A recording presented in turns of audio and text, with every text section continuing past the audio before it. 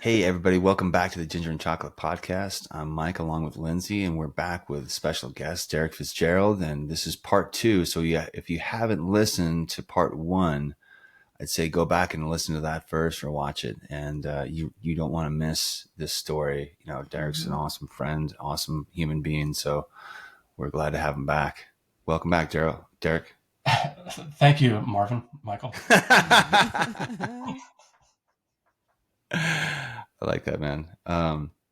Glad to have you back here, dude. Last time we kind of left off. I mean, we got through the traumatic, stuff, the cancer, heart transplant, and starting to get back into Ironman, or starting to get into Ironman. I mean, just hammering out your first year, 5Ks, 10Ks, half marathon, and Ironman. Just you were just hitting a pace, and so I wanted to jump back on that track and catch that momentum for this episode today.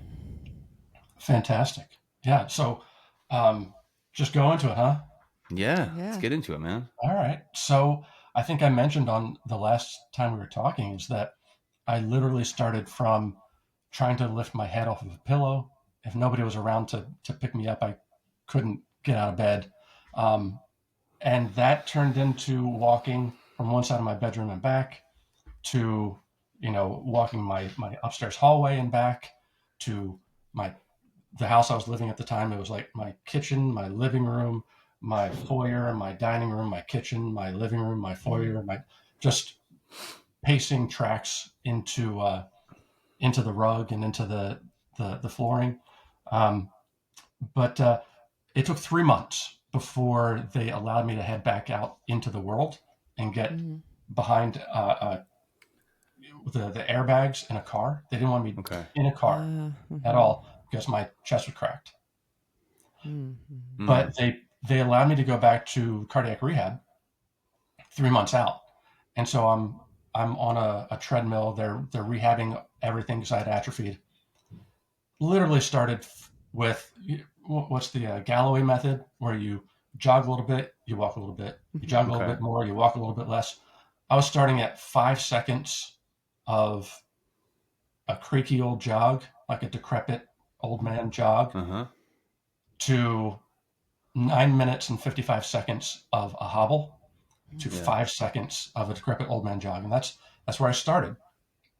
So going through this in cardiac rehab, they took me from 5 seconds to 30 seconds of a jog on a treadmill. And I was hooked up to the telemetry. I had a nurse,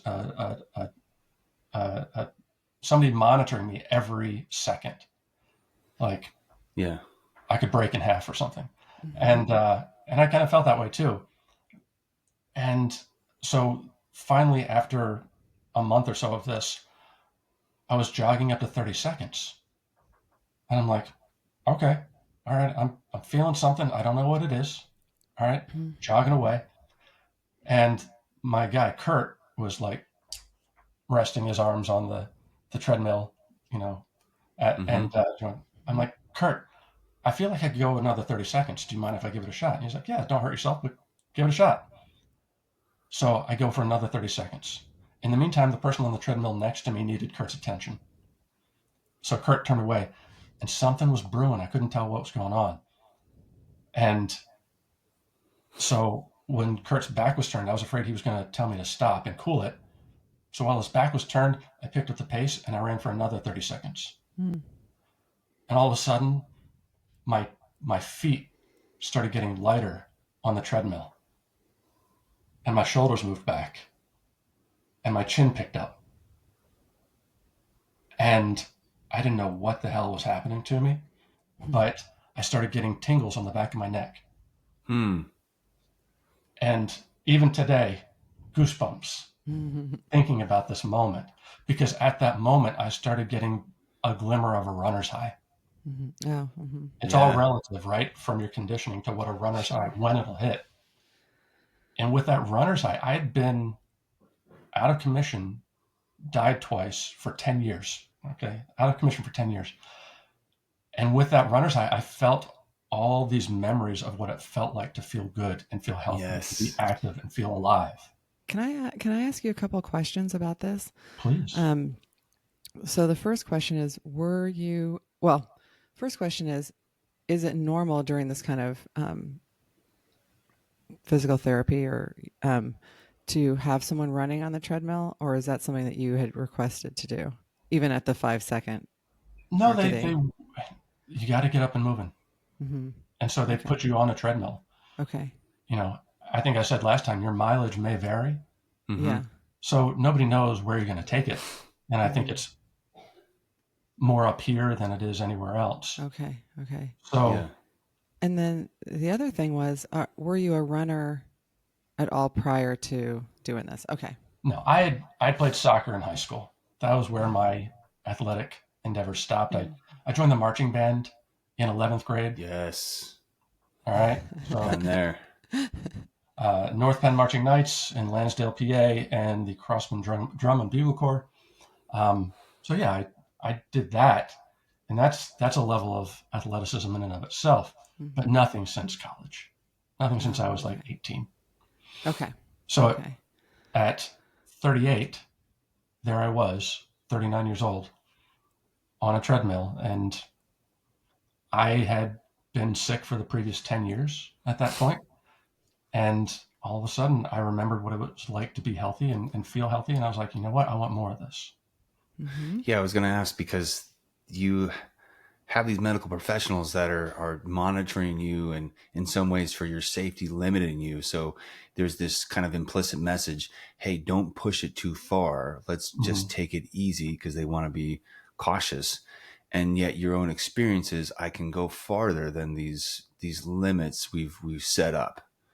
And so where's your mind going in terms of what's possible or what's next? What's happening in that moment? You know what? I was taking it one day at a time. Mm-hmm. You know, there was still the very likely possibility that I wasn't going to survive the day. And I was like, okay, but you know what? I woke up today.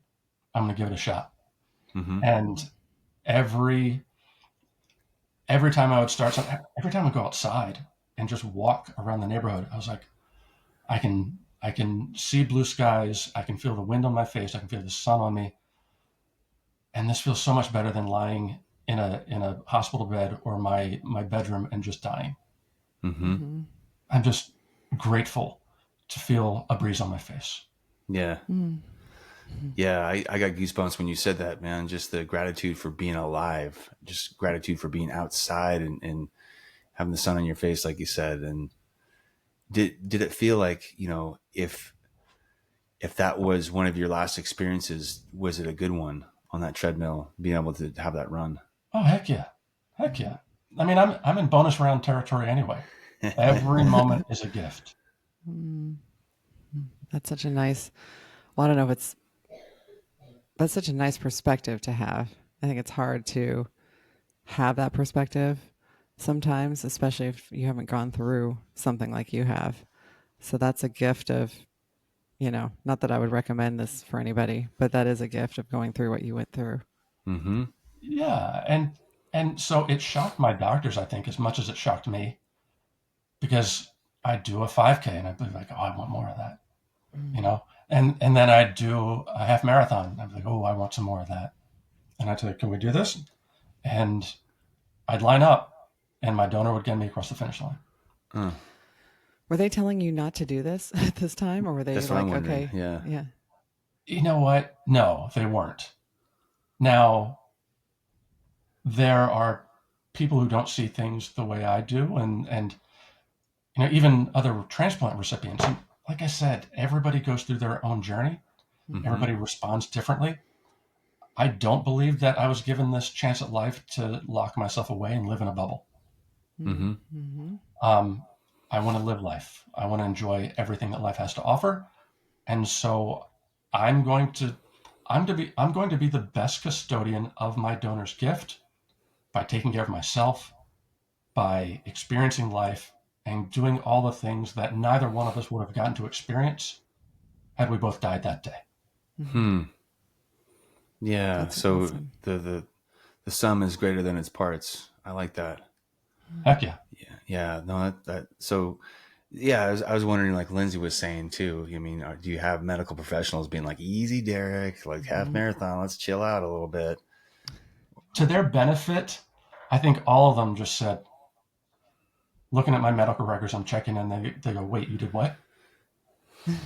and I'm like, yeah, I just ran a marathon, or I just did my first Olympic distance triathlon. And they're like, okay. To the point where after a while, I finished my first Ironman in Lake Placid at 2.5 years out. And Penn Medicine, the place where I had my transplant, they did an ad campaign. And, my ugly mug was up on billboards and the sides of trains and the sides of buses. Love it. And television commercials, the whole nine. That's awesome. They're like, look what we can do. Yes.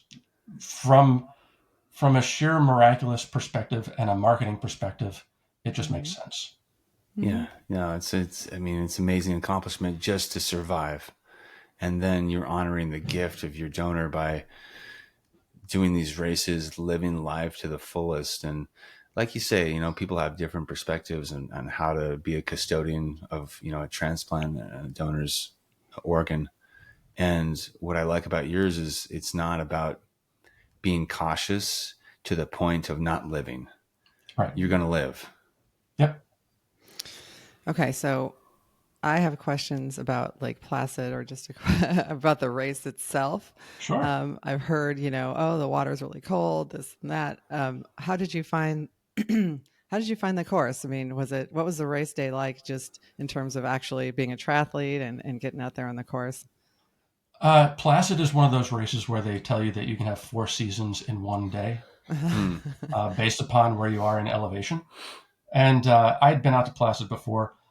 My story had gotten out there because, when you sign up, they say, do you have any kind of biography or interesting tidbit that you would like to share with us? And I said, oh, yeah, I just, I'm a heart transplant recipient and cancer survivor. So they used to do, back in the day, girls and boys, they used to have these pasta dinners the night before, right? Carb loading. Carb loading. As, all the athletes would be invited to this pasta dinner, and there would be videos, and Mike Riley would get up there and talk about, the history of Lake Placid and all that good stuff. So he invited me up on stage the night before, and he raised my hand and he said, Derek Fitzgerald, you will be an Ironman tomorrow. And to me, that was like, I'm never going to get a chance to hear that live. Like, that is the closest that I will ever get to that level of accomplishment. And I mean, that was so friggin' cool to have Mike say that for me the night before. Yeah. And I don't think Mike gave me much of a shot to finish the next day either, because honestly, no other cancer surviving heart transplant to that point had finished a full. So the morning of the race, I go out, and Placid's a 2-loop swim. So you're on a beach. Placid's great because they have the tow cable under the water. You can sight off of the tow cable that holds all the buoys. Oh, okay. Cheat code. All right. Yeah. My West Coast friends. And you actually get like a washing machine effect where the water pulls, the current pulls you of everybody else that you're around. It pulls you along. Really good for someone who's not a strong swimmer. Sight off the tow cable on the buoys, do a loop, get back on the beach. And I stumble out of the water after my first loop. Mike Riley spots me.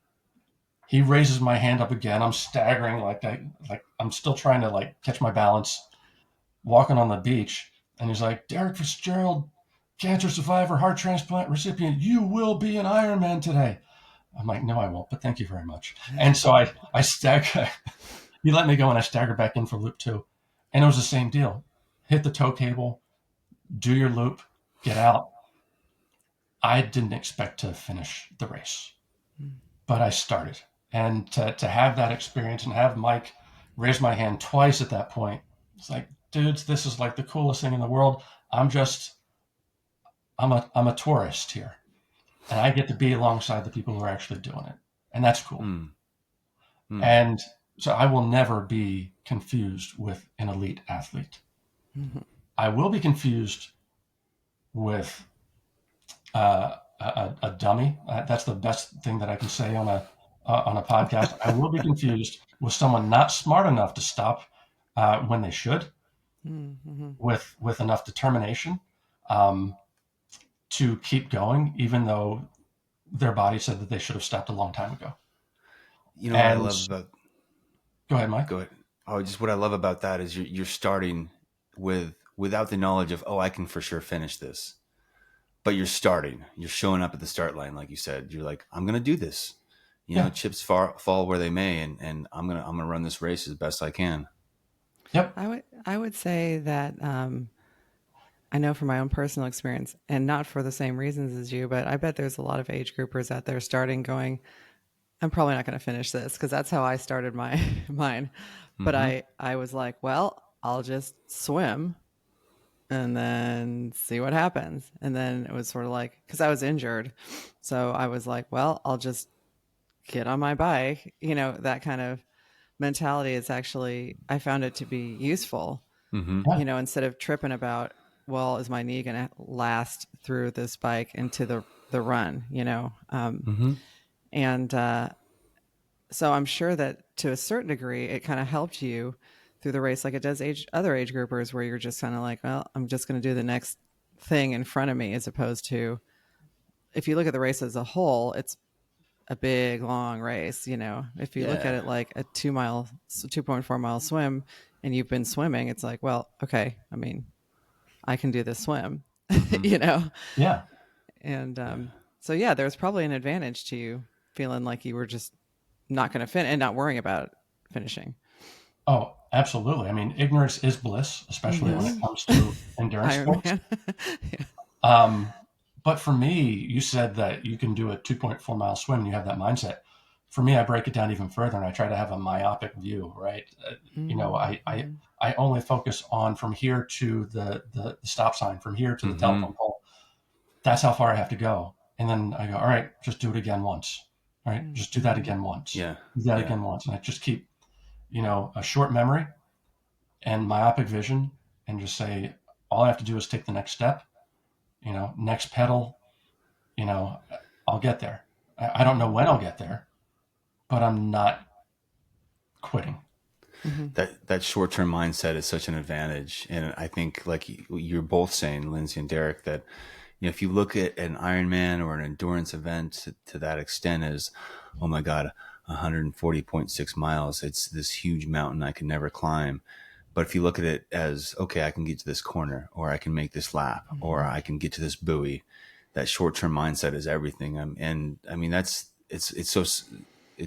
funny, the similarities I had, even, with like boot camp for the Marine Corps, is the whole thing seemed impossible to me.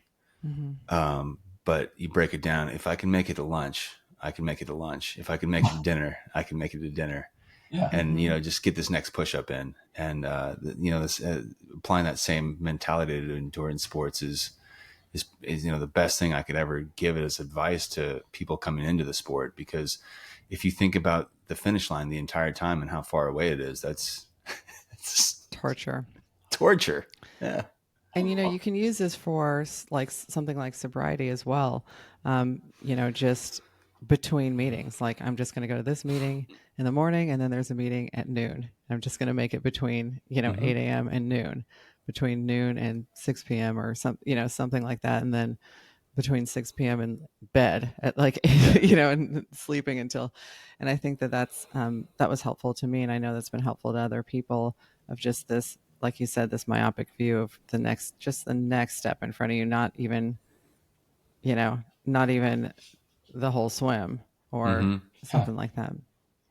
Whether you are an athlete or a musician, or, in the military, or you are, you're just trying to get through the day. I mean, this has so many commonalities and so many threads that I think become inspiring for so many people, because everybody can relate to their mountain and what it's going to Mm-hmm. take to get over it. So, I mean, like business, work, everything, there's struggle. And if you can just stop looking at the mountain, all right, just look at the next step, break everything down into small steps, and go, I can take one step. Mm-hmm. Yeah. I can take one Yeah. step, I can take the next step. Mm-hmm. Pretty soon the mountain's in the rear view. When did it start to dawn at you that maybe you just might finish Ironman Lake Placid? When did that start to show up? When I crossed the finish line. So not until then. It's Not like even around the corner, you're like, I might collapse. Yeah, no, I because it had never really been done before, I never allowed myself to think about that or to assume anything. Uh-huh. So I had friends. I know you're not supposed to have friends or pacers run with you on the course, but so what? It can't stop me now.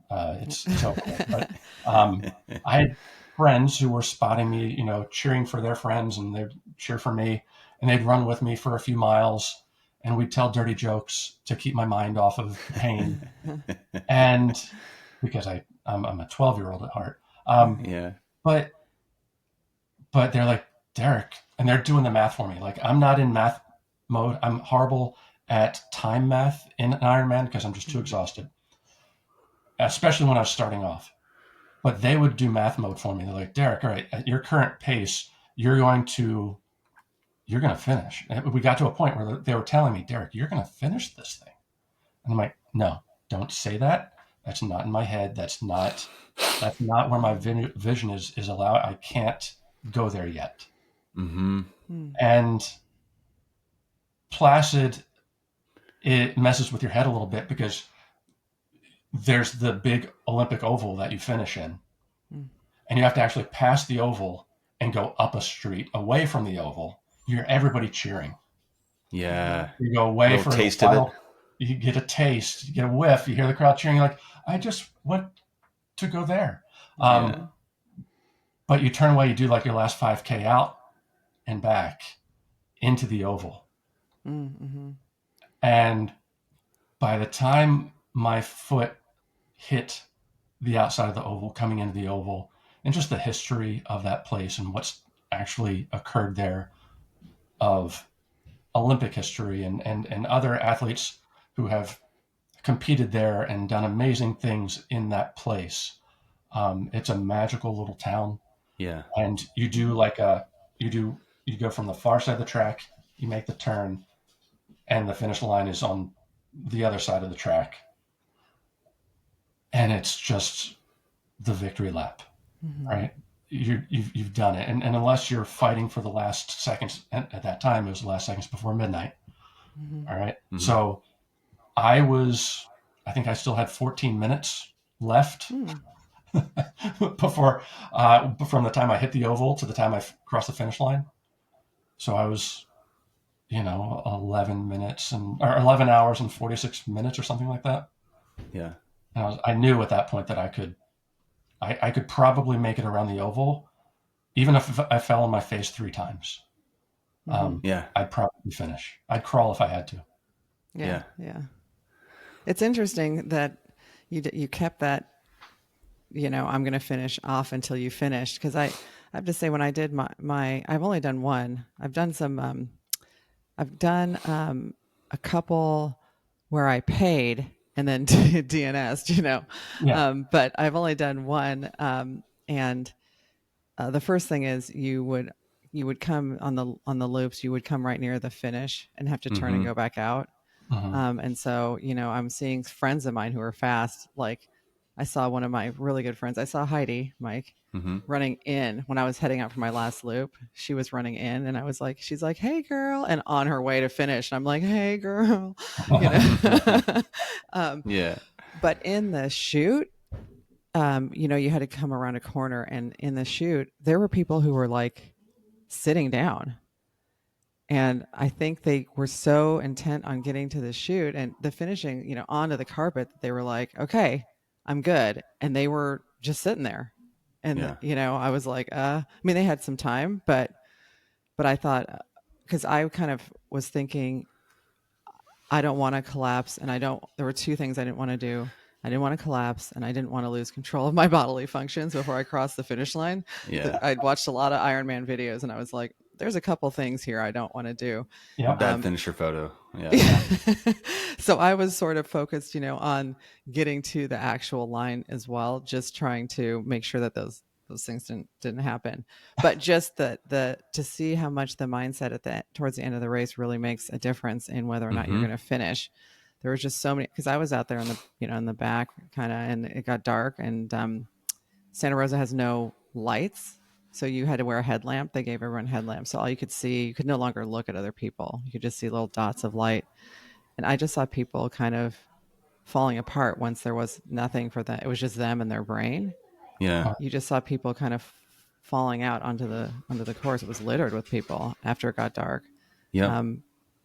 And I don't think that they all had their bodies give out, because I was injured. I wasn't in great shape. It's just my coach at the time had done a good job of preparing me mentally to just keep going, Well, that's huge. And I'm thinking about this for Lindsay, for you and I. We have a precedent set of people have finished Ironmans. Right. People have finished that. And then I'm thinking for you, Derek, you don't have that precedent of, there's a lot of heart transplant cancer survivors who finished Ironmans. This is your experience. You're the one forging that path ahead. So I got to imagine it's almost like, you see pitchers in baseball throwing a no-hitter. Nobody talks to them because they're in the zone. They don't want to say, hey, you're going to throw a no-hitter. Yeah. You're throwing a perfect game. They're like, get out of here. Get out of here. Yeah. Just let me keep in the zone. The really, you mentioned that. The really cool thing now is that there are several, there was one heart transplant recipient who finished Ironman Canada. But purely heart transplant. Kyle Garlett, he had done a half cancer and a heart transplant, but made it to Kona and had attempted Kona twice and hadn't been able to finish. It was really cool that one of the guys who has done Ironman Lake Placid a lot, he was actually, he's a doctor, and he had volunteered to be med staff in Kona one of the years that Kyle didn't finish. And Kyle, if you're listening to this, I'm sorry, bud, but ultimately, this in the year that Kyle didn't finish Kona, this guy who does a lot of Ironman Lake Placid and Kona, he was the guy who had to pull Kyle off the course. Oh. And so while you're waiting to start Ironman Lake Placid, you can go out into the lake and just splash the water, get acclimated. And I'm splashing around in the water, just getting used to the temperature. And this guy approaches me in the water, and he's like, introduces himself. And he said, I heard about your story. I feel ashamed at saying this, but I was the guy who pulled Kyle. You know Kyle's story. I was like, yeah, of course I know Kyle's story. It's like, I was the guy who pulled him from the course. I was the guy who told him his day was over. I'm here to tell you that you look like you're in great shape. I fully believe that you're going to finish today. And awesome. I was like, all right. Yeah. Since I finished Placid, there have been so many other heart transplant recipients and cancer survivors to finish Ironman, to go further than I have. Elmar Springt, similar scenario, heart transplant recipient. That dude, he was a Ironman finisher before his heart transplant, had the virus, myocarditis affected his heart, had to get a heart transplant, went back out and started doing Ironman again. And he finishes faster than most people with their factory installed parts. Dude's a beast.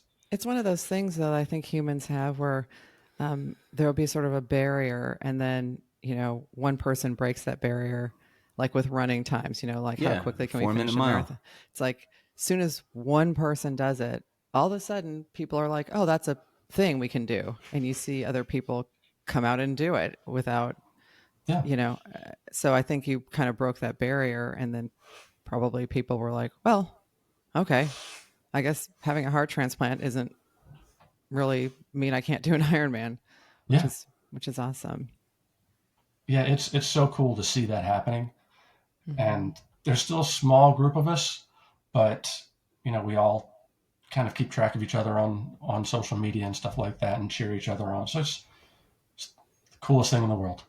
So how quickly did you go to Kona after you did Lake Placid. Did you do more full distance Ironmans before Kona, or was it sort of like Ironman was like, come on to Kona? Well, I did not qualify to do Kona. Mm-hmm. I actually raised money. So I rode my bike from Santa Monica to Avalon, New Jersey, 3,400 miles, raising money for Team in Training, raising money for organ donation awareness, and raised enough for Team in Training that I got in through the Team in Training spot, the Leukemia and Lymphoma Society. So they got me to Kona. And at that point, Kona was my 6th Iron. Okay. I think fifth or 6th. Anyway, I had to do Wisconsin. I had to prove to Ironman. Yeah. They were a little gun shy at that point of letting in heart transplant recipients. They didn't want any kind of major bad publicity moment. Sure. Yeah. Heart transplant recipient dies on Ironman course. Right. Right. That's horrible. That'd be horrible. Yeah. But they said, all right, you finish one and you raise enough money, we'll let you in. And so I did, I rode across the country. I did, I think it was Ironman Wisconsin, like 3 weeks after I finished the cross country bike ride. Oh my God. And then I did Kona like 2 or 3 months after that. That bike leg must have been a breeze after riding your bike across the country, but like, it's just 112 miles. Like, whatever, man. Yeah. It was, it's all perspective, right? Yeah. I don't want to just be like, oh, you rode your bike across the country and next thing. Just tell us a little bit, like, just what was that like, to actually ride your bike across the country. I know a couple of people who've done it, and they're pretty badass. So how long did it take you? Did you have to stop and do fundraising and kind of what was it like for you? We were raising money the entire time. We raised money before. It was me and 2 other people, one sag wagon driver and another cyclist. And it was, we'd plotted everything out ahead of time. We knew when we were going to stop. Starting off on the West Coast, moving east, West Coast, as they were building the roadways out west, they knew the Army Corps of Engineers developing the roadways knew how to make longer inclines, more gradual inclines. As you get further out east and, the Appalachians, it's just like up, down, up. Oh God. So it from a physical endurance perspective. We had a nutritionist tell us, all right, so this is what you're going to eat to fuel every day. And like 3 days in, we were like, you know what? Where's the next convenience store? Give me some powdered sugar, donuts, and chocolate milk. And we were taking pictures of that, just fueling up, sending it back to the nutritionist. But when you're riding 77 miles on a day on average for 44 days, you can pretty much do anything you want. You can eat a powdered sugar donut. Eat a whole bag of them. You're not going to gain weight. Yeah. So what was your favorite state to ride through, and what was your least favorite state? Favorite state to ride through was probably, where's Monument Valley? Arizona? Arizona, thank you, yeah. We rode through that strip that they shot for Forrest Gump, all of the old Westerns. So, I'm on my bicycle, but I'm like pretending I'm on a horse, doing the Clint Eastwood soundtrack whistles. Worst favorite was probably West Virginia because the roadsides were just a mess. It was constant flat tires and and loose dogs chasing after you, trying to bite your ankles. Ooh. I love dogs, but a loose dog when you're on a bike is a scary, scary thing. Yeah, just usually a loose junkyard dog. So they're meaner, they're tougher, they don't. I had a friend get bitten in the calf by a loose junkyard dog when she was doing a half Ironman here in California, and she kept riding a little bit, and then she just kind of fell over into the grass. She rode far enough away that the dog stopped chasing her after he bit her, and it was a whole thing. She ended her Ironman in a hospital and had to get the rabies shot and do all of that stuff because you kind of think here they are, but they're not really going to do anything. And this one was like, no, I'm here to bite. Yeah. Yeah, exactly. I've ridden through Monument Valley, and you're right. That's pretty spectacular. Highly recommend. How many days in were you when you hit that? Tough to tell. I was 2015 when I did that, so it's been 10 A little years bit. now. Yeah. But we rode through the desert in Arizona. We the temperatures got to like 130 degrees on our bike computers. We rode to the Grand Canyon. So we started in Santa Monica. We rode down to Oceanside and then cut across east. Okay. So it was just gorgeous. I mean, if highly, 2 thumbs up, highly recommend if you ever get a chance to do it. I don't know that I'd do it again, but yeah, it's kind of a one and done thing for most people. Yeah, that do it. Yeah, I'd do it if it was like a 5-star tour where there was like a comfy hotel each time and each night, and a sag wagon with a lot of goodies, and not quite as hardcore as you did. Take about 3 months to do it. I could see that, but otherwise, it's going to be a no for me. I'll say quickly, because we don't want to take too long, and but tell us a little bit about Kona, about your race there, and how you felt, and what the course was like for you, and all of that good stuff. Well, it's obviously iconic, and so by that time I was feeling confident in knowing that I was the worst athlete on the course. I get into the water, and it's just a different breed in Kona. So I get into the water, they line people up by gender and age group, not by where you wanted to seed yourself. Mm-hmm. So I had younger, faster swimmers behind me. I did not want to be in that position, but it's just the way it was. Gun goes off, or the cannon. I start swimming, and within 3 minutes, somebody is like right on my feet, then my hip, and I'm thinking they're getting a little handsy. So I'm gonna put a little extra oomph in my my backstroke as I'm, so just give him a little elbow. This dude, in one move, it was like kung fu, right? I go a little extra with the elbow. Guy takes my elbow, slaps my wrist, puts it behind my back in a chicken wing, and then swims across me, on top of me. I couldn't that is even some kung mad. fu right there. I couldn't be mad. It was the smoothest thing I'd ever seen, and I'm like choking from that salty water. You're like, I'm drowning, but this guy was really smooth. That was the smoothest I had ever experienced. Probably, I don't know, Tim O'Donnell, I apologize for trying to elbow you if that was you, but you swam on top of me, and it was glorious. So got out of the water, and someone had given me the great idea. I got to my bike. Someone had given me the great idea, like, all of that nasty salt water in my nasal passages, put some Sour Patch Kids in your bento box on your bike. So I put some Sour Patch Kids in my bento box. I get on the bike. I'm coming out of transition. I'm on the bike. First thing, and I'm like, oh, that's nasty. I grab a Sour Patch Kid, but I'm so excited. I'm thinking to myself, I'm in Kona. I just get out of the water. I'm on the bike.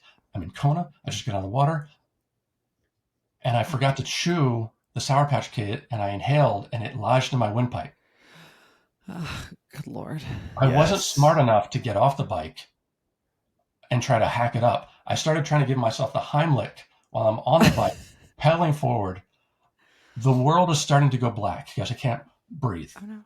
I'm seeing spots, and I'm wobbling on the bike. And finally, I just hit just below my sternum in the right spot, and it comes, the Swedish fish unlodges, or the Sour Patch Kid unlodges, hits the back of my teeth. I'm like, briny, finish it off, and just went.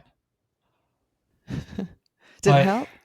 Oh, it helped. It helped. It totally helped. But it was a rough day in Kona for me. I think that was the start of it. I got out to Hawi, and I was so tired and fatigued from everything. It was hot sun. I don't do well in sun. I got it to Javi. I'm coming back, and I'm so far behind on my bike pace that I knew that I was going to have to PR my run by 20 minutes if I wanted to finish. Does that mess with your head? No, because I never expect to finish any race. So it got so bad that, if you've done Kona, you're coming back from Javi, and then you make a right onto the Queen K for the final leg back into Waikoloa and all that, right? There was a traffic cop, a woman, holding traffic for me as I'm making the right back onto the Queen K. And she looks at me, she goes, "Oh, sugar, at least you tried." Ooh. Excuse me. Ooh. And I was like, and at that point, it's that little ramp of a hill coming up on that turn right. And I was like, oh no, we are not quitting. And I was like, thank you very much. And I took a little bit of that downhill. There was nobody in front of me. It's a straightaway for miles. I could see everyone had dropped me. And I was like, still going. I'm just doing this. And I don't care when I finish, I'm finishing. Like, say that to me, And but she was very sweet. She was well intentioned, and she made sure I didn't get hit by a car, which I sincerely appreciate. Just what you needed, it sounds like. Yeah. So I was doing the math in my head. All right, I could do Ironman math at that point. I knew if I kept a certain pace and I didn't stop at all, if I could beat my marathon time by 20 minutes, I could finish. I did the math, and literally, it is the final minutes to Kona. I'm on. I've turned off the Queen K. I'm on Ali'i Drive, and I can hear the crowd. And like all the other athletes think the race is over that finished in daylight, and they're just kind of they're with their families. They're gathered in the chute. Yeah. They've got their beach chairs on their backs. They've got their coolers that they're trying to drag across. They don't realize that I'm still trying to finish, and I'm like counting down the minutes. Yeah. Mm-hmm. And I finished with 6 minutes to spare before midnight. Nice. What's that shoot like? What's that shoot like when you're getting there? Oh, dude. Well, first I was like, excuse me, I'm trying to finish. People walking through the chute, Gosh. I was like, come on. And I didn't know if I'd actually made it or not. But at that point I was delirious, honestly. Yeah. Excuse me. I was completely wiped. 20-minute PR on a run for anybody in Kona. In Kona. Yeah, that's insane. So for me, it was just I finished. I put my hands up, and I was like, "Check, please. Where's the saline drip?" You lie in that tent for a little while? I went in that tent for a little. Jan Frodeno had won that year, and he put the lei around my neck, and I was like, I didn't even know he was there, and I staggered my way. I was like, can someone point me towards a tent?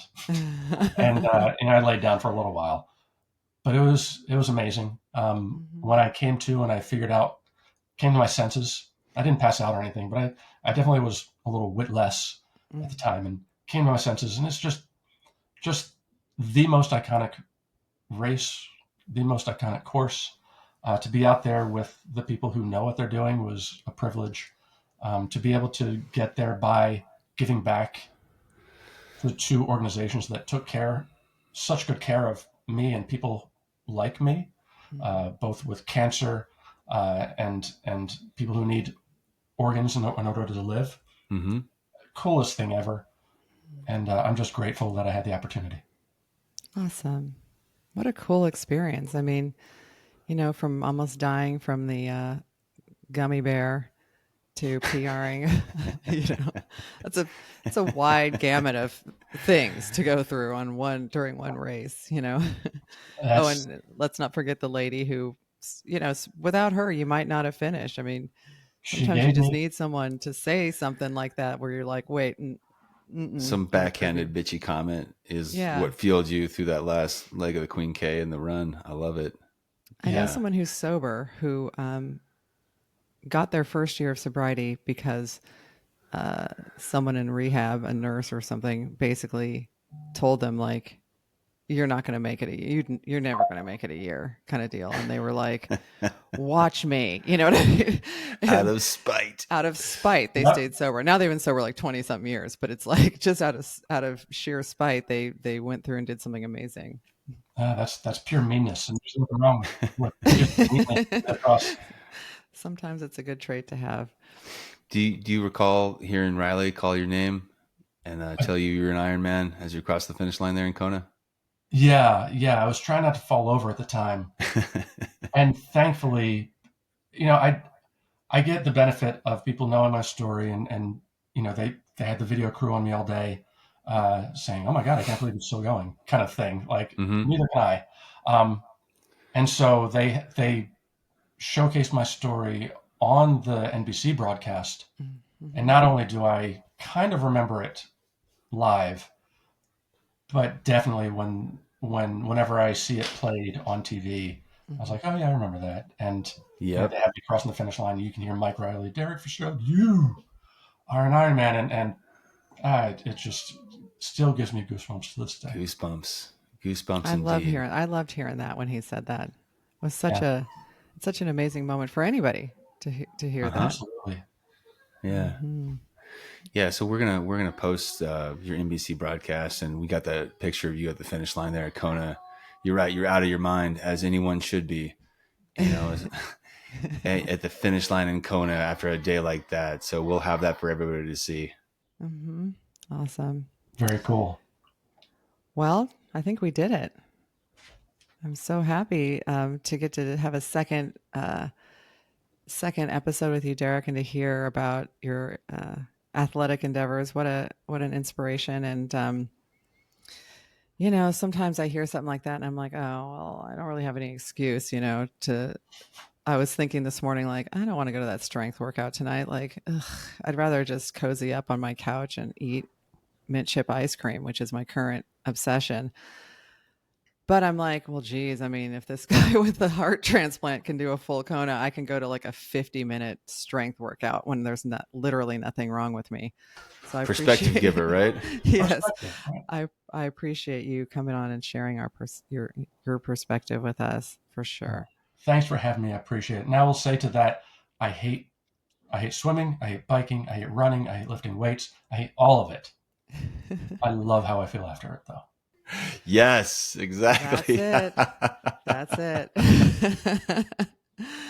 Yeah, if I looked at those things the way I look at mint chip ice cream, I would do them all the time, right? Because I'm like, I know I'm going to feel good. The difference is I feel good while eating the mint chip, not so great after, Yeah. But you're right. All of these things we can do. If you're listening to this and you're like, well, I'm not going to do an Ironman. I'm not even going to do a triathlon. I'm not even going to do a marathon or half marathon. It really doesn't take all of that to get the benefits.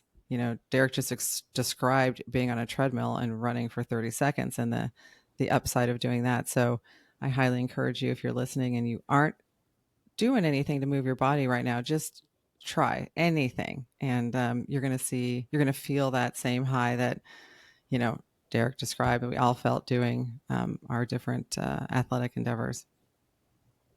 So, all righty, Mike, you want to take us out? Thanks for being here, Derek. Appreciate you coming back, man. I'm proud to call you a friend, and thank you for joining us. Thank you both. All righty. Yeah. We'll see you all next week, everyone. Take care until then. Bye.